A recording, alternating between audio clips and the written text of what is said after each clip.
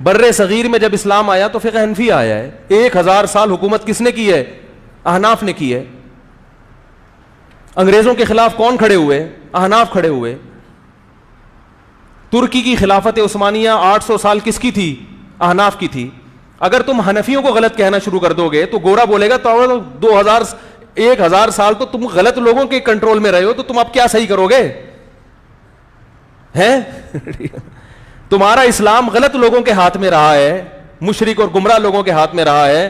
1000 سال ہو گئے, تم لوگ صحیح لوگوں کی حکومت ہی نہیں آ سکی ہے. بر صغیر میں اور خلافت عثمانیہ جو یورپ سے لڑتی رہی ہے اور غیر مسلموں سے لڑائیاں ہوتی رہی ہیں, وہ سارے ہی گمراہ تھے. پشاور میں بھی غلط اسلام آ گیا تھا اس وقت, اور لاہور میں بھی غلط والا اسلام آیا تھا.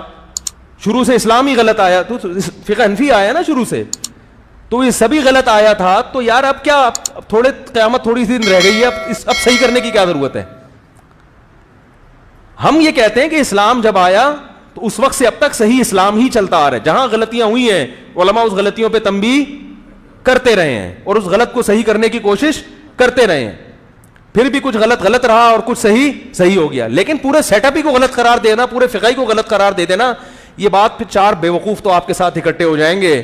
امت کا بڑا طبقہ اس بات کو نہ ذہنی طور پر قبول کرے گا, اور اس سے سوائے لڑائی جھگڑوں کے اگر آپ کو فقہ حنفی سمجھ میں نہیں آتا تو ہم کب کہہ رہے ہیں کہ ساری دنیا جب تک فقہ حنفی کو فالو نہیں کرے گی جنت میں نہیں جائے گی؟ ہم کب کہہ رہے ہیں؟ تو چھوڑو, تو نہیں کرو فالو بھائی فقہ حنفی کو, کسی اور فقہ کو فالو کر لو, لیکن کوئی اچھا کام کرو دنیا میں. اور یہ جو آپ اعتراضات کر رہے ہو فقہ حنفی پہ, بہشتی زیور پہ, یہ آپ کے اعتراضات درست نہیں ہیں. ہم اپنی صلاحیتوں کو اس لیے ان چیزوں میں نہیں لگاتے کہ یہ جو کام ہم کر رہے ہیں یہ رہ جائے گا. اللہ کی قسم ان کے ایک ایک اعتراض کے ایسے جوابات ہمارے پاس ہیں, یہ سامنے آ کے بیٹھ کے بات کریں, یہ نہیں ٹھہر سکتے انشاءاللہ. اس لیے نہیں کہ ہم بہت بڑے عالم ہیں, اس لیے کہ یہ بہت بڑے جاہل ہیں, ان کو کچھ بھی نہیں آتا. یہ 2-4 باتوں کے بعد پھنس جائیں گے یہ. لیکن ہمیں بڑوں نے منع کیا کہ اپنی صلاحیتوں کو ان بیوقوف اور بیکار لوگوں پہ ضائع مت کرنا,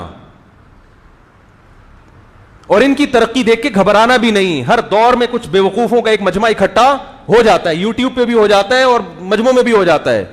یہ لوگ اسلام کی کوئی خدمت نہیں کر رہے, ان کا یہی کام ہے. فلاں قاضی ابو یوسف غلط تھے, فلاں غلط تھے, حضرت معاویہ معاذ اللہ غلط تھے, فلاں نے یہ کر دیا, فلاں ایسا تھا, فلاں ڈمکا, پوری آہستہ آہستہ آہستہ آہستہ سب پہ اعتماد ختم. وہ بحثیں جن سے امت فارغ ہو چکی ہے, ان کی فائلیں لپیٹ دی ہیں, ان چیزوں کو اٹھا کے بس امت میں ایک تفرقہ پھیلانا. کوئی اچھی اسلام کی خدمت نہیں کر رہے یہ لوگ, اور نہ ان سے امت کو کوئی اچھی امیدیں وابستہ کرنی چاہیے. اور باقی ہم جو جواب نہیں دیتے تو اللہ کی قسم ایسا نہیں ہے کہ ہمیں پتہ نہیں ہے, ایسا نہیں ہمیں پتہ نہیں. میں نے ایک دفعہ بیان میں کہہ دیا کہ بہشتی زیور پڑھایا کریں, تو کسی نے کہا بہشتی زیور تو کتاب ہی غلط ہے. تو میں نے کہا کوئی جو مسئلہ بہشتی زیور کا غلط ہو نا تو قرآن و حدیث سے ثابت کریں, اور میں انشاءاللہ جواب دوں گا اس کو, میں انشاءاللہ جواب دوں گا. لیکن جواب دینے کا طریقہ کیا ہے؟ جواب دینے کا یہ طریقہ نہیں ہے کہ کوئی بھی اٹھ کے پرچہ لکھ کے دے دے اور میں جواب دوں, پھر یوٹیوب پہ ایک جواب آ جائے. مجلس بیٹھے میرے سامنے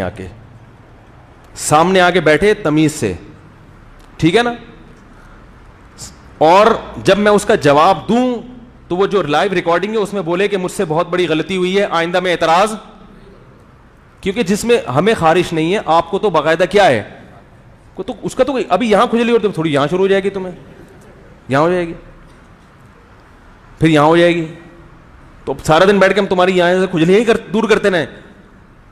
باقی ہم نے کب کہا بہشتی زیور قرآن ہے بھائی؟ ہم نے کب کہا بہشتی زیور قرآن ہے کہ اس میں کوئی چیز غلط ہو ہی نہیں سکتی؟ تو وہ تو ہم بھی بعض چیزوں بہشتی زیور کے بعض مسائل ایسے ہیں جس پہ ہم فتویٰ نہیں دیتے. بہشتی زیور کے بعض مسائل ایسے ہیں جس پہ بہشتی زیور میں لکھا ہے کہ 15 شعبان کا روزہ سنت ہے, ہم یہ کہتے ہیں سنت نہیں ہے. تو وہ تو ہر کتاب میں ایسا ہوتا ہے, ہر کتاب میں ایسا ہوتا ہے. قرآن کے علاوہ دنیا کی کوئی کتاب ایسی نہیں ہے جس کی ہر بات کو لے لیا جائے.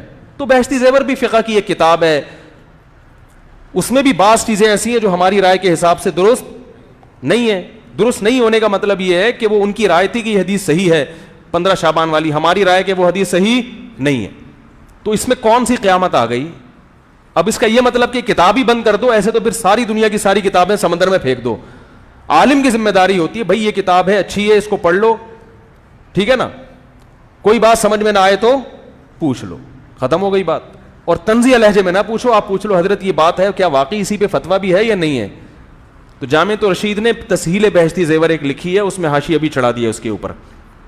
سمجھ رہے کہ نہیں سمجھ رہے؟ وہ بہت آسان بہشتی زیور ہے, اس میں حاشیہ چڑھا دیا ہے.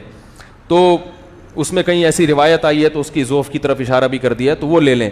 اگر اس میں بھی غلطی ہے تو جامعۃ الرشید بھی کوئی زمزم کا نہایا ہوا نہیں ہے بھائی. میں خود جامعۃ الرشید میں 18 سال سے ہوں, تو جامعۃ الرشید کے بھی بعض دفعہ کوئی ایسا فتویٰ شائع ہو سکتا ہے جس پہ اعتراض کیا جا سکتا ہے. وہ دنیا میں ہر جگہ ہو سکتا ہے, تو اس اعتراض کا طریقہ یہ ہے کہ بھئی یہ رابطہ کیا جائے کہ بھئی یہ فتویٰ ہے, یہ صحیح ہے یا نہیں ہے, ختم ہو گئی بات. ابھی یوٹیوب کے بارے میں جامعۃ الرشید کا فتویٰ آیا کہ اس کی ارننگ کیا ہے, ناجائز ہے زیادہ تر. تو میں نے فوراً رابطہ کیا, انہوں نے بتایا کہ بھی جو سوال جس نے پوچھا ہے وہ یہ پوچھا ہے کہ اکثر اشتہارات ناجائز آتے ہیں, تو جواب ہم نے سوال کے مطابق لکھا ہے کہ اگر اکثر ناجائز ہیں تو ارننگ بھی کیا ہے, ناجائز. اب اکثر ہے یا نہیں یہ ہماری ہیڈک نہیں ہے, یہ آپ تحقیق کر لو. تو مجھے اشکال ہوا تبھی تو رابطہ کیا نا.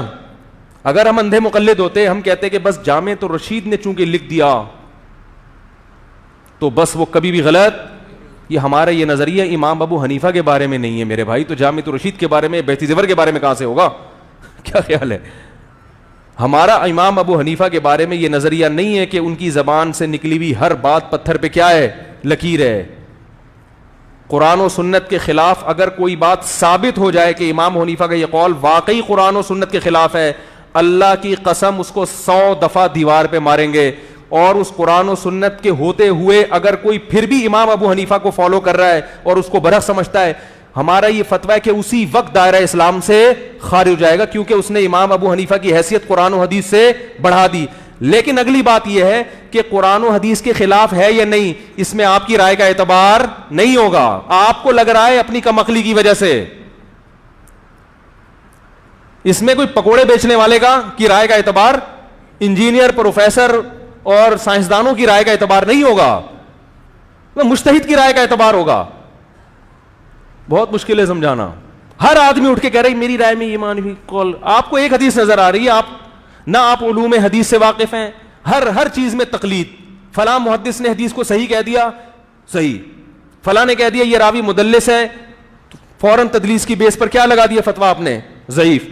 نہ تدلیس کے آپ کو درجات معلوم ہے, نہ آپ کو یہ معلوم ہے کہ حسن حدیث کب ہوتی ہے, حسن لعینی کب ہوتی ہے, حسن لغیری کب ہوتی ہے, صحیح لعینی کب ہوتی ہے, صحیح لغیری کب ہوتی ہے. تمام علوم سے بالکل ناواقف, اور اگر واقفیت ہے بھی تو اس میں بھی تقلید ہے. جس نے جو لکھ دیا اس کو کیا کر رہے ہیں آپ, بغیر دلیل کے فالو کرتے جائیں. فلاں نے صحیح قرار دیا,